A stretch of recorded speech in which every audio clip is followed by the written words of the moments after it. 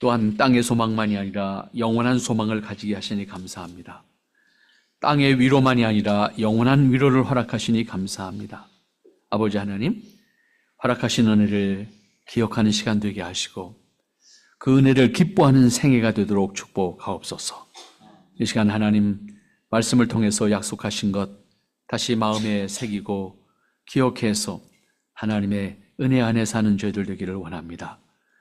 친히 임재하시어서 말씀과 더불어 우리와 함께 해주시기를 원합니다. 아버지 하나님, 아버지의 약속하심 안에 거하는 저희들 되게 하옵소서. 예수님의 이름으로 기도하옵나이다. 아멘.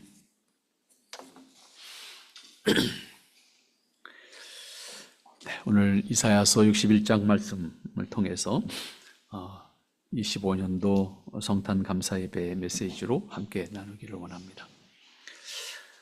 우리는 예수님께서 메시아로 오신 것을 표현할 때 거룩한 탄생이라고 하는 단어를 씁니다. 이것을 우리는 성탄 이렇게 표현하는데 특별히 그리스도인들이 예수님의 오심을 거룩한 탄생이라고 하는 데는 특별한 의미가 있다. 이것을 우리가 아마 기억하고 마음에 새겨야 할 것 같습니다. 그 첫째는 하나님으로서 인간으로 오셨기 때문입니다. 그런 의미에서 거룩한 탄생입니다. 구별된 탄생이다. 그런 의미가 될 겁니다. 두 번째로는 아무도 할 수 없는 인간의 죄를 사하시기 위한 제물이 되신다. 제물이 되시기를 목적으로 이 세상에 오셨다라고 하는 것이 우리는 감당할 수 없는 그분의 탄생입니다. 다시 말하면 인간으로서는 예수님의 오심을 감당할 수가 없다. 그런 얘기지요. 구별된 사랑이라고 표현할 수 있을 것 같습니다. 하나님의 인간에 대한 일방적인 사랑, 그것을 무엇으로도 감당할 수 없고 대신할 수 없는 사랑. 그래서 그것을 구별된 사랑이라고 하는 측면에서 거룩한 탄생이다 이렇게 표현할 수가 있을 것 같고, 또 하나 굳이 표현한다고 하면 영이신 하나님께서 육을 가지시고 오신다라고 하는 측면입니다. 영이 육을 입는 것은 불가능한 개념입니다. 개념 자체가 성립되지가 않습니다. 그래서 사실은 초대 기독교회에 이 문제가 해결이 안 됐기 때문에 예수님을 이해할 수가 없었어요. 그래서 초대 기독교는 우리와 같은 신앙을 갖지 못했었어요. 그래서 영과 육이 어떻게 결합될 수도 없고 하나가 돼서 인간으로 오시는 것 자체가 불가능하다. 그래서 1세기 교회, 특별히 2세기 교회는 이것 때문에 몸살을 앓았습니다. 그래서 대부분 2세기 교회는 영과 육을 분리해서 영으로 오신 예수님을 생각했어요. 그래서 영지주의가 지배하는 기독교가 되고 말았습니다. 그래서 오히려 기독교 신앙이 왜곡됐던 적이 있었습니다. 이제 2세기, 3세기 교회가 아주 대표적인 교회의 모습이었습니다. 이것을 정리해서 하나님으로서 인간으로 오신 예수님을 이해하기까지는 3세기라고 하는 긴 시간이 걸려서 정리가 됩니다. 그래서 오늘 우리는 그것을 예수님의 이성 1인격이라는 단어로 이해를 합니다. 양성을 가지신 한인격으로 계신 하나님이라는 개념입니다. 인간이시고 하나님이시되 한인격의 하나님이라고 하는 개념입니다. 이 단어 하나를 정리하는데 많은 시간이 걸렸습니다. 그러나 우리는 그 덕분에 예수님의 이성 1인격이라는 단어로 예수님의 신성과 인성을 한인격으로 이해할 수 있는 그런 우리의 신앙을 가질 수가 있게 되었습니다. 그런데 문제가 하나 더 있습니다. 그러면 12월 25일에 예수님이 오셨는가 하는 날짜의 문제입니다. 몇 번 말씀드렸던 기억이 있습니다. 그렇지 않다는 것을 우리가 분명히 기억을 해야 될 거예요. 실제로 예수님이 탄생하신 정확한 날짜는 모릅니다. 학자들마다 계산하는 방법이 다 다르고 그 일자도 전부 다릅니다. 그리고 일치될 수 있는 부분이 없습니다. 그래서 단정적으로 말할 수 없습니다. 그럼에도 불구하고 12월 25일로 지키게 된 것은 기독교가 로마의 국교가 되면서 로마에서 본래 지키던 절기, 동지 지나는 그날이지요. 바로 태양신을 섬기던 날이었습니다. 과거에는 지금도 북방부 지역에서 가장 중요한 것은 하지 축제가 가장 중요하잖아요. 해가 가장 길 때를 가장 기뻐하는 날로 삼습니다. 그런데 반대로 동지가 지나면 이제 하지를 맞이할 수 있는, 해가 길어지는, 북방부에 해가 안 뜨니까 그 해를 기다리는 마음으로 이 축제의 날을 지키던 것을 로마 시대에 기독교의 영향이 커지면서 기독교로 국민을 통합하기 위한 날짜를 정하는데 그 날을 정하게 된 거예요. 그래서 이방신을 섬기던 날을 대신해서 크리스마스로 정리를 한 겁니다. 그래서 공적으로 제국안의 모든 국민들이 쉬는 날로 정해서 지키게 된 겁니다. 그런 의미에서 이 날은 임의의 날입니다. 그런 의미에서 다시 날에 매여서는 안 된다라고 하는 것도 우리가 분명히 정리를 해야 됩니다. 반드시 이단들이 이거 끄지 않으면 요거 갖고 끄지부터 나옵니다. 그러니까 임의의 날이고 날에 매이지 않는다라고 하는 것을 여러분이 기억하면 되겠습니다. 다만 그런 의미를 전제로 해서 우리가 기념하는 날로 생각하고 그 날을 우리가 기억하고 함께 감사하는 시간을 가지는 것뿐이다 라고 하는 거예요. 그런데 이것이 로마의 축제의 날을 대신하다 보니 하나님 없어지고 사람 중심의 축제로 발전을 했죠. 그래서 결국은 이 날이 축제의 날로, 인간을 위한 축제의 날로 점점 바뀌어져 가서 사람들이 기뻐하는 날로 이제 정리가 되고 말았습니다만은 우리가 기뻐할 내용이 뭔가 이 부분에 대해서는 놓쳐서는 안 된다. 그것이 오늘 어떻게 보면 이 이사야서 61장 말씀에서 예수님의 초림과 재림에 예수님의 오심, 초림이 됐던 재림이 됐던 이 두 가지 의미가 다 포함되어 있어요. 사실은 이 61장 1절로 3절까지 말씀 속에서. 그래서 예수님의 오심의 의미가 어떤 것일까를 우리에게 분명하게 가르쳐주는 말씀이 여기 61장 1절과 2절에 담겨져 있는 것을 볼 수가 있습니다. 1절 말씀 여러분들이 먼저 보시면 그렇게 기록된 것을 볼 수가 있습니다.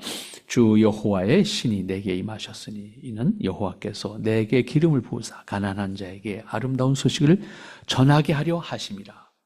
나를 보내사 마음 상한 자를 고치시고 포로된 자에게 자유를, 갇힌 자에게 노임을 전파하게 하셨다. 예수님께서 이 땅에 오신 직접적인 목적을 딱 정리해 주셨습니다. 그리스도인들이 기쁘고 감격하면서 예수님이 구세주로 오심을 기억하고자 하는 이유는 바로 여기에 있다고 생각하면 될 겁니다. 그것은 사랑과 관련되었지만 그 이유는 하나님께 있습니다. 그 이유를 말씀하고 있는 것이 1절 말씀이죠.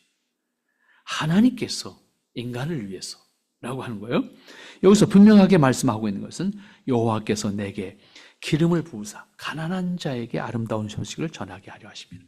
예수님께서 이 땅에 오신 목적을 분명하게 전제하는 거죠. 이 말씀을 분명히 보면 가난한 자에게 아름다운 소식을 전하게 하기 위함이다. 그러면 여기서 말하는 가난한 자는 어떠한 의미일까? 여기서 굳이 표현한다고 하면 단순히 경제적인 가난한 자로 해석해서는 안 되는 심령이 가난한 자. 굳이 우리 마태복음의 말씀으로 가져와서 이야기하면 심령이 가난한 자. 마음이 가난한 상태에 있는 사람. 직역하면 겸비한 자 이런 표현도 됩니다만은 이건 스스로의 능력으로 할 수 없지만 하나님의 전능하신 능력과 은혜를 필요로 하는 사람, 특별히 믿음의 사람들에게 전해야 하는 복음의 아름다운 소식을 전하는 사명을 가지고 이 땅에 오셨다. 절체절명의 상황 속에서 구원을 필요로 하는 사람들을 위해서 이 땅에 오셨다. 말씀을 하고 있는 것입니다. 결국 예수님은 심령이 가난한 사람들에게 좋은 소식, 아름다운 소식으로 오셨다는 말씀으로 이해할 수가 있습니다. 그럼 여기서 아름다운 소식은 다시 뭡니까? 그것은 한마디로 예수님께서 이 땅에 오신 가장 구체적이고 실제적인 목적이지요. 인간의 죄를 속하시기 위해서, 그리고 인간의 죄를 속하셔서 구원하시기 위해서 바로 그 구원의 소식, 속죄의 소식, 곧 구세주가 오신다는 소식, 그것이 여기서 말하는 아름다운 소식이라고 하는 단어로 이해할 수가 있을 겁니다. 죄에서 구원한다는 말은 하나님께서 인간을 창조하실 때 가지셨던 뜻을 완성하시겠다는 궁극적인 목적을 가지고 있는 겁니다. 단순히 너 어려움이 있으니까 어려움에서 건져줄 거야, 이걸로 끝나는 게 아니에요. 구원, 속죄와 구원이라고 하는 것은 하나님의 창조를 완성하시겠다는 의미입니다. 왜냐하면 하나님이 인간을 창조하신 이후에 인간이 타락했으니까. 그 타락한 인간을 다시 회복시켜서 하나님께서 창조하셨던 목적을 그 인간을 통해서 완성하시겠다는 겁니다. 그러니까 우리에게 있어서 속죄와 구원이라는 것은 단순히 죄에서 구원받아서 내가 영원히 살 거야 이걸로 끝나는 게 아니에요. 인간을 창조하신 하나님의 궁극적인 목적을 구원하셔서 그 주인공으로 삼으시겠다는 것이 하나님께서 구원의 주님으로 이 땅에 오신 예수님을 통해서 완성하시고자 하는 목적이었다라고 하는 겁니다. 그러므로 구원은 단지 죽음에서 건지는 정도의 이야기가 아닙니다. 아담과 함께 타락한 인간을 구원하셔서 아담에게 주셨던 본래 인간의 위치를 회복시키시고 그를 통해서 하나님이 이루시고자 했던 창조의 목적을 완성하는 주인공이 되게 하시겠다라고 하는 겁니다. 그런 의미에서 인간의 가장 본질적이고 본분을 회복하게 하시고 그 주인공이 되게 하시는 것이 우리를 통한 하나님의 뜻입니다. 이걸 우리가 마음에 간직할 때 우리는 너무너무 귀한 것이고 때로는 두려웠기도 한 것이고 감당하기가 버겁지만 하나님 앞에 감사할 수밖에 없는 거죠. 이어지는 말씀은 아담이 타락한 이후에 인간이 가지고 있는 모습을 구체적으로 설명하면서 그 상태에 있는 생명들을 구원하시겠다. 사실은 이걸 포괄적으로 말하면 아담 이후에 인간이 처한 상태예요. 어떤 특정한 사람이 아니라. 아담 이후에 인간이 처한 상태가 어떤 상태? 포로된 상태. 그러므로 말하는 게 뭡니까? 첫 번째로 말씀하시는 것은 마음이 상한 자를 고쳐주시겠다. 포로된 자에겐 자유를 주시겠다. 세 번째로 갇힌 자에게 노임을 선포하시겠다. 예수님께서 이 땅에 오신 목적을 구체적으로 설명할 때 이 세 가지 단어를 썼습니다. 그런데 결국은 이 세 가지 단어에 포함되는 것은 특정한 사람이 아니에요. 아담 이후에 타락한 인간이 처한 상태입니다. 아담 이후에 인간이 처한 상태가 결국은 마음이 상한 자, 포로된 자, 갇힌 자의 신분을 가지고 이 땅에 사는 겁니다. 그것으로부터 자유케, 그것으로부터 회복되게, 그것으로부터 고쳐주시겠다. 예수님이 바로 그 치유자시고 그 자유를 허락하시는 권세자로 이 땅에 오셨다라고 하는 겁니다. 결국 이 말씀은 아담 이후에 타락한 인간의 상태로서 상한 자, 포로된 자, 갇힌 자의 신분과 모습으로 우리는 이 땅에 살고 있습니다. 그러므로 그리스도를 통해서만 우리는 자유를 얻게 되죠. 그리고 갇힌 자의 신분에서 우리가 노임을 받게 되고 또 나가서 우리가 마음이 상한 자의 입장에서 우리가 고침을 받아서 하나님 앞에서 감사와 감격을 자유롭게 표현할 수 있는 사람이 될 수가 있을 것이다 라고 하는 겁니다. 결국 이 표현하고 있는 말씀들을 보면 아담이 하나님을 잃어버린 다음에 주어진 인간의 상태의 모습이라고 표현할 수 있겠고 하나님을 대적하고 있는 인간의 모습, 오늘의 모습도 여기에 포함된다고 볼 수가 있겠습니다. 하나님을 잃어버린 다음에 인간은 스스로 자신의 행복을 추구했습니다. 그리고 낙원을 만들기 위해서 저마다의 노력을 했습니다. 하지만 인간이 유사일에 확인되어지는 것은 끊임없이 그것을 위해서, 행복을 위해서, 먹을 것을 위해서, 그리고 낙원을 만들어 가기 위해서 싸움만 했지 이룬 것은 아무것도 없다는 사실입니다.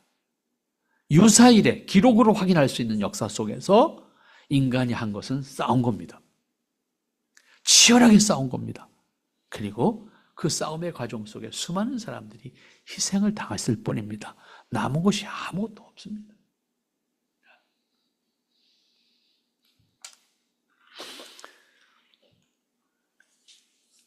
일본의 역사 속에 한국의 역사가 있습니다.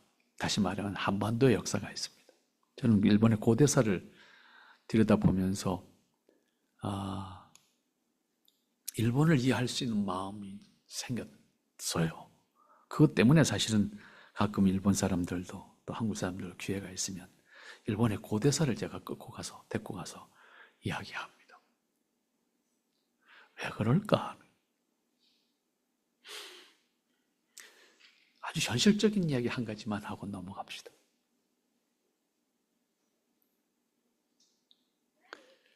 우리는 식민지를 당했기 때문에 일본에 대한 적개심이 있어요.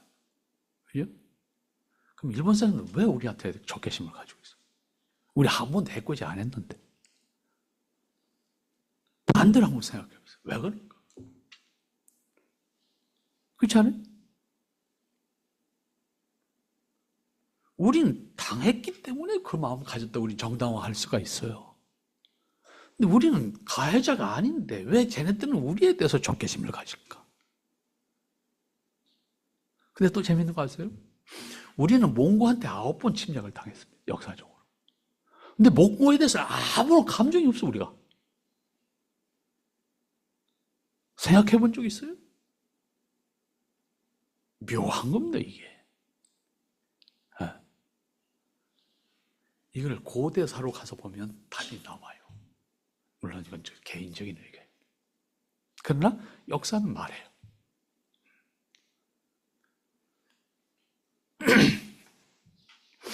일본의 고대사를 보면 다 한반도에서 건너간 사람들입니다. 다시 말하면 저게 한국 사람이요. 다 그러면 말이 안 되지만 초기의 기록을 보면 70% 한국 사람입니다. 그럼 여기서 건너간 사람이 왜 건너갔어요? 요 조그만 나라에서 수없는 부족 국가의 싸움이 있었습니다. 지면 죽는 겁니다. 도망갈 데가 없습니다. 반도 국가라. 어디를 도망갔겠어요? 바다에 몸을 던지는 거예요. 해류에 의해서 일본으로 갑니다. 한국의 쓰레기는 다 일본에 갑니다. 바닷물 따라서. 부산의 수산대학교 학생들이 여름에 봉사활동 갑니다. 일본으로. 무슨 봉사? 한국에서 간 쓰레기 걷던 봉사하러 갑니다. 해류가 자동적으로 흘러가게 돼 있어요. 그럼 거기서 살아남은 사람들이 무슨 생각했겠어요? 북쪽 하늘을 바라보면서 언젠가는 내가 간다. 한을 품는 거죠. 이해가 돼요? 이 말씀을 드린 얘기는 인류가 성장하는 과정 속에서 오늘 점잖은 나라들 같지만 전쟁의 역사였어요. 그 전쟁에서 진 사람들은 죽어야 했던 거예요. 살아남기 위해서는 몸부림을 쳐야 됐던 것이고, 그리고 그 싸움은 점잖은 것 같지만 진행형입니다. 한 번도 그친 적이 없습니다. 그리고 어느 구석인가는 한을 품고 있는 사람들이 있습니다. 아니면 동화돼서 흡수돼서 없었던 것처럼 살아나는 사람들이 있습니다. 한반도 북쪽의 역사를 보면 금방 나옵니다. 몽고와 한반도 사이에 수많은 부족들이 있었습니다. 지금까지 존재하는 민족은 하나도 없습니다. 다 흡수됐습니다. 유일하게 살아남은 족속이 하나 있는데 그게 한반도 족속입니다. 우리입니다.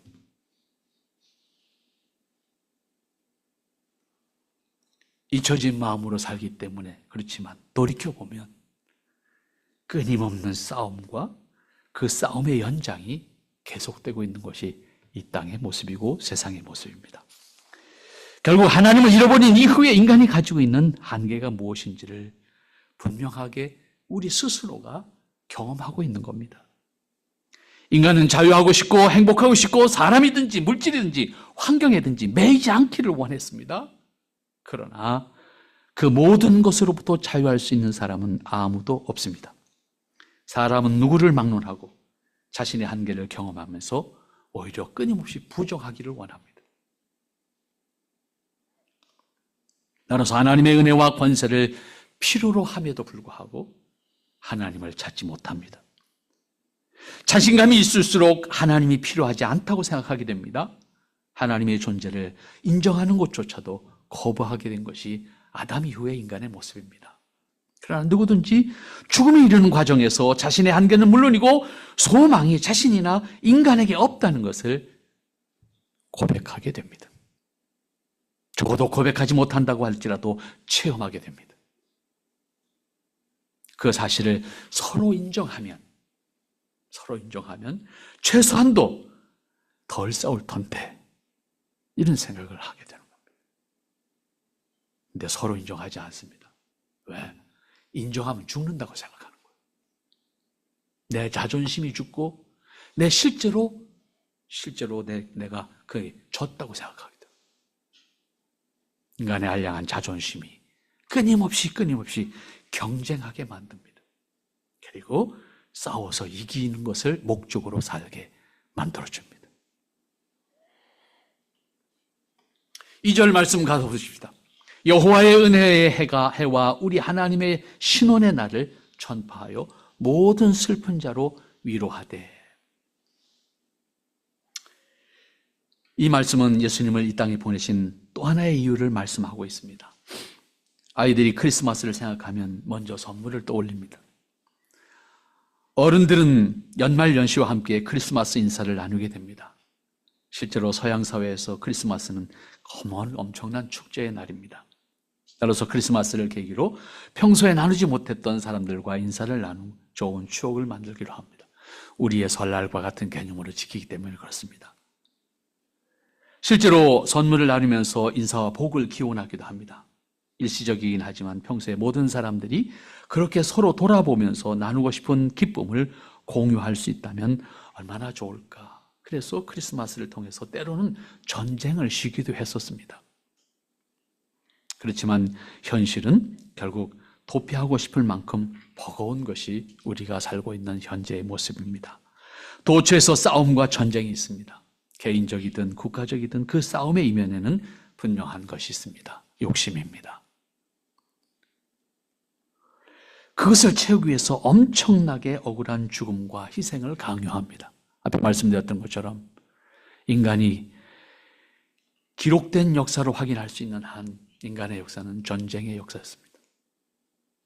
이러한 현실을 경험하면서 사람들은 서로 이상적인 사회, 이상적인 나라를 만들려고 노력합니다. 노력한다고 말합니다. 그러나 그러한 노력까지도 다시 허무하게 되는 것이 현실입니다. 왜냐하면 그것을 이루겠다고 또 싸워야 되고 그것을 이루겠다고 또 죽여야 되고 반복 아닙니까? 반대해서 죽이고 지지해서 죽이고 정치적인 이념을 구현하고자 그러한 나라를 만들어 보고자 많은 사람들을 희생시키는 것이 인류의 역사였습니다. 작게는 부족 국가를 이루기 위해서, 더 작게는 가계를 이루기 위해서 끊임없이 싸우지 않았습니까? 성경의 역사도 다르지 않아요. 이스라엘 부족들이 살아나는 역사들을 한번 보세요. 같은 부족끼리 싸워야 됩니다. 오늘 아침에 여러분들 보낸 메시지 사사기 마지막 부분에 가서 보면 같은 이스라엘 민족 지파끼리 싸워서 죽이는 거 아니에요? 남는 답이 없는 거예요. 그리고 몇몇 사람들의 정치적인 권력의 욕구를 일시적으로 충족시켜줄 뿐 그 과정에서 희생된 수많은 사람들을 기억하는 사람은 없습니다. 그리고 그들의 희생을 정말로 감사하다고 생각하는 사람도 없습니다. 혹 있다 하더라도 보장해 줄 수 없습니다. 레닌이 1917년에 볼스비키 혁명을 일으키면서 제정 러시아를 무너뜨리고 공산주의 국가를 만들었습니다. 80년도 못 가서 완전히 망가졌습니다. 근데 망가진 것이 중요하지 않습니다. 그 과정 속에서 얼마나 많은 사람이 죽었습니까? 아무도 대답해 주지 않습니다. 아무도 보장해 주지 않습니다. 그렇다고 기억해 주지도 않습니다. 공산주의 국가의 이상을 실현하기 위해서 얼마나 많은 사람들을 희생시켰습니까? 그것을 이루겠다고 희생당한 사람, 반대한다고 죽인 사람 얼마나 많았습니까? 사실은 기록에 남지 않을 만큼 많습니다. 몇백만 명이 죽었는지 모릅니다. 줄자만 600만 명 말하지만 600만 명인 단지 또 죽지 않았지만 그 과정 속에서 얼마나 많은 사람들이 희생을 당했습니까? 이것은 인간이 노력해서 이루고자 하는 이상의 한계입니다. 이상을 이루고자 하는 만큼 인간은 희생을 낳을 뿐입니다. 지금 러시아와 우크라이나의 전쟁을 한번 보십시오. 무엇을 위해서, 누구를 위해서 싸우는 전쟁? 그리고 얼마나 많은 사람이 죽었습니까? 아무도 모릅니다. 기록에 안 남깁니다.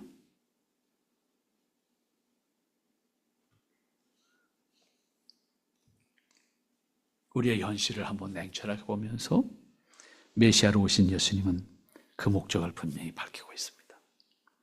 이것은 예수님의 오심을 기뻐하고 감사할 수밖에 없는 이유입니다. 두 가지 말씀하시는데 사실은 한 사건을 통해서 이루시는 두 가지 사건, 두 가지 일이라고 말씀드릴 수가 있겠습니다. 곧 예수님께서 메시아로 오신 것은 구원과 심판이라는 두 가지 일을 동시에 감당하시는 겁니다.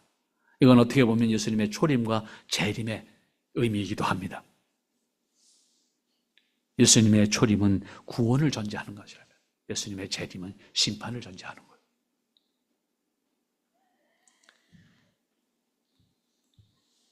예수님이 구세주로 오신 것은 이 양면의 목적이 있기 때문에 한 사람은 기쁨과 감사와 소망이 될 것이고 오늘 본문의 말씀을 보면 한 사람에게는 보복의 날이 될 것이다 말씀하십니다. 즉 하나님과 구세주로서 예수님을 알지 못하고 불의와 악으로 세상을 지배할 때 억울하게 고통을 당하는 사람들, 또 메시아이신 예수님을 소망하고 있는 사람들에게는 은혜의 날이 될 것이고, 그러나 그러한 사람들을 억압하고 불의하게 다른 사람들을 해롭게 하면서 하나님을 대적하는 사람들에게는 그날이 심판의 날, 보복의 날이 될 것이다. 이렇게 말씀하는 거 아닙니까? 그러한 의미에서 크리스마스는 인류에게 분명히 기쁨과 감사와 찬양을 고백할 수 있게 합니다. 이사야 선지자는 예수님께서 이 땅에 오신 목적을 분명하게 말합니다. 여호와의 은혜의 해와 보복의 날을 선포하여 모든 슬픈 자를 위로하기 위해서이다. 그러니까 예수님이 이 땅에 오시는 목적은 두 가지가 있는 거예요. 하나님 사랑하는 자들에게는 은혜의 날이 될 것이고, 여기서 해라는 말은 연도를 말하는 은혜의 해가 될 것이고, 반대로 하나님을 대적하는 사람들에게는 보복의 날이 될 것이다. 우리 지금 번역에 있어서는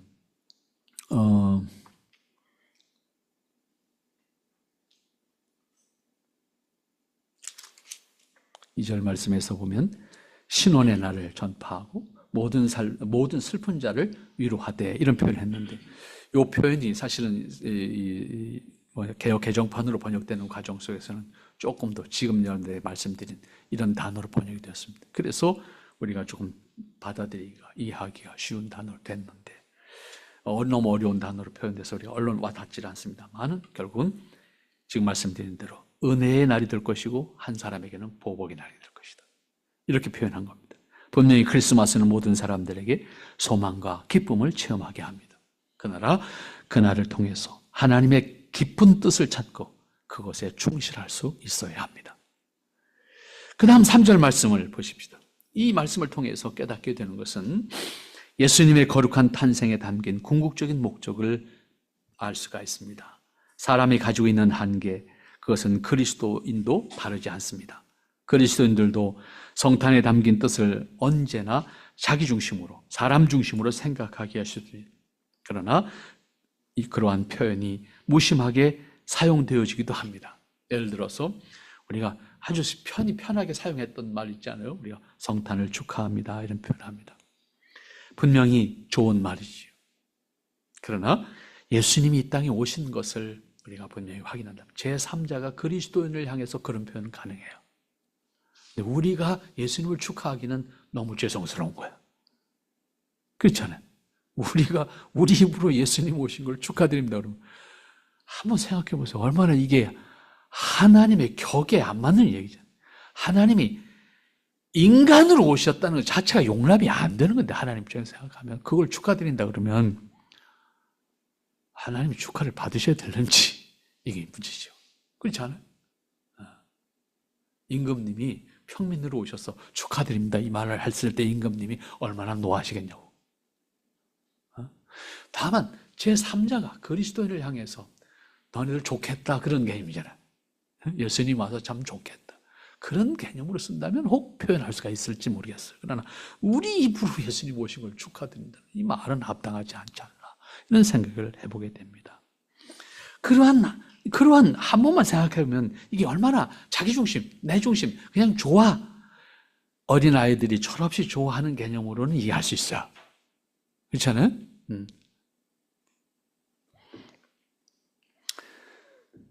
이러한 표현은 기독교는 물론이고 복음을 모르는 사람들이 종교적 관계에서 인사치 않은 말이라고 하면 모르겠지만 그러나 그리스도인으로서 예수님이 누구시고 왜 이 땅에 오셔야만 했는지를 안다면 정말 그 표현이 송구스러운 표현이잖아요.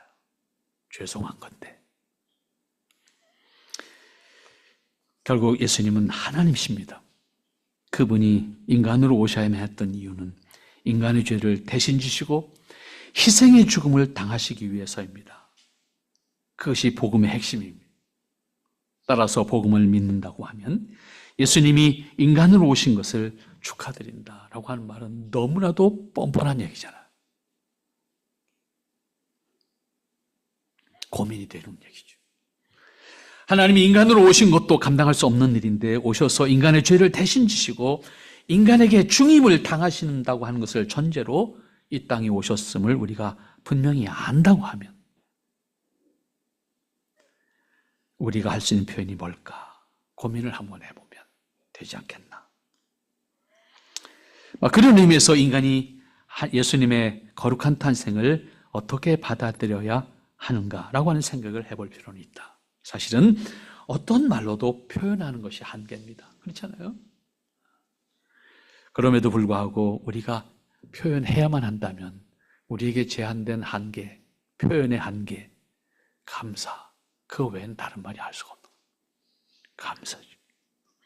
그리고 그분의 이름을 찬양하는 것, 그분의 이름을, 그분의 성호를 노래하는 것, 그 외에 우리가 할 수 있는 표현이 없지 않나 하는 생각을 해봅니다. 그 밖에 달리 표현할 수 있는 방법이 인간에게 있다고 하면 좋겠어요. 그런데 우리가 가지고 있는 우리말 얼마나 참 다양하게 표현할 수 있는데 우리말로도 한계가 아닐까 이런 생각을 해봅니다. 시온에서 슬퍼하는 자에게 화관을 주어 그 죄를 대신하며 기쁨의 기름으로 그 슬픔을 대신하시게 하겠다. 예수님께서 이 땅에 구세주로 오셔서 믿음 때문에 곤고함에 처한 사람들에게 죄를 대신해서 화관을 주시겠다. 꽃 면류관을 주시겠다 그 얘기 아닙니까? 죄라고 하는 것은 고통, 죄를 구약에 보면 이제 특히 욥을 보면 욥이 그 고난을 받을 때 죄를 뒤집어 쓰고 그 아픔을 죄떠면서 뒹굴면서 호소하잖아요. 가장 고통스러운 상태를 말하는 죄를 뒤집어 쓰고 있는 상태에서 대신해서 우리에게 꽃 면류관을 주시겠다. 기쁨의 기름을 부어 주심으로 슬픔을 대신하게 하시겠다. 이렇게 말씀하십니다. 이것은 믿는 자들에게 메시아로 오신 예수님의 선물입니다. 따라서 예수님이 메시아로 오신 것은 그리스도인에게는 무엇으로도 표현할 수 없는 감격입니다. 감사합니다. 달리 표현할 방법이 없습니다. 그리고 또 하나는 그들이 의의 나무 곧 여호와께서 심으신 그 영광을 나타내는 자라 할 것이다. 우리에게 그 사실, 복음의 은혜를 아는 사람들에게 주신 신분, 그리고 역할, 믿는 자들이라고 다르지 않음에도 불구하고 그리스도인들에게 예수님의 영광을 나타낼 자, 예수님의 영광을 드러낼 자로 여기시게 하겠다. 결국 우리는 그 사실을 아는 사람들로서 우리가 해야 될 일이 뭡니까? 결국 주님의 이름을, 주님의 뜻을, 주님의 사랑을, 주님의 영광을 드러내게 하시겠다. 우리는 그러한 위치에 있는 사람들. 그러므로 우리가 주님을 기뻐하고 주님의 은혜를 드러낼 수 있는 사람으로 이 땅에 사는 겁니다. 다시 말하면 예수님을 하나님의 아들 그리고 메시아라고 노래하면서 그 영광을 나타낼 수 있는 사람은 예수님을 하나님의 아들과 메시아로 믿는 사람들이 하는 역할입니다. 그런 의미에서 오늘은 이 땅에서 예수님께서 인간을 위해서 하신 일이 무엇인지를 증거하고 드러내고 그 은혜를 덧입은 사람으로서 이 땅에서 하나님의 뜻을 드러내고 하나님의 영광을 노래할 수 있는 사람이 되어야 하는 겁니다. 그러므로 그리스도인들은 예수님의 거룩한 탄생을 세상에 알리고 그 사실을 기뻐하고 하나님의 뜻을 높일 수 있어야 합니다. 하나님의 크신 사랑과 은혜를 세상에 알리는 것이 우리의 역할이고 믿음으로 선한 삶을 살면서 곤고한 사람들에게 그리스도를 통해서 영원한 위로와 소망이 있다는 사실을 세상에 알리는 겁니다. 그것을 통해서 불의를 이기고 불신앙을 이기고 그리고 악을 이길 수 있는 세상이 되도록 해야 합니다. 그것을 통해서만이 우리가 이 땅에서 평화를, 이 땅에서 누릴 수 있는 은혜를 나눌 수가 있는 겁니다. 무기의 힘으로 평화를 유지한다고 하지만 그건 인간의 한계입니다. 그 무기는 언젠가는 반드시 사람을 죽이는 도구가 됩니다. 그 영광을 나타낼 자로 일컬음을 받게 하려 하십니다. 이것은 성탄을 맞이하는 그리스도인들이 마음 깊이 새겨두어야 할 말씀입니다. 성탄을 맞아서 그리스도인들이 기쁘고 감사해야 되는 이유가 여기에 있기 때문입니다. 그리스도인이 기쁘고 감사해야 하는 것은 예수님께서 이 땅에 오신 이유를 우리가 분명히 알고 있기 때문에 그 사실을 알리고 그 이름을 높이 드러내는 것이 우리 그리스도인들의 역할이기 때문에 그렇습니다. 그런데 점점 그리스도가 이 땅에 오신 목적이 왜곡되고 변질되고 그리고 그마저도 점점 없어지게 되는 것을 볼 수가 있습니다. 보세요. 성탄 트리들이 만들어지잖아요. 이제 점점 그것도 잘 안 만드는데 성탄 트리 만들어지는데 공식적으로 인천 기독교연합회에서도 이제 성탄 때가 되면 시청 앞 광장에 트리를 만들어요. 그 돈 엄청나게 듭니다. 5천만 원 듭니다. 그 만드는데 문제는 뭐냐면 십자가가 안 올라가. 별이 올라가. 이게 용납이 안 되는 세상 된 겁니다. 에?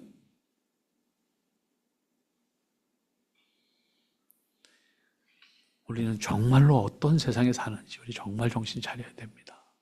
여러분, 우리가 그리스도의 오심을 정말 기쁘고 감격한 마음으로 오늘 감사하고 기쁘고 함께 우리가 감격하는 모습을 가지되 주님의 은혜를 잊지 않고 우리의 삶을 통해서 우리의 믿음을 통해서 주님의 사랑과 뜻을 드러낼 수 있는 여러분들 될 수 있기를 바랍니다.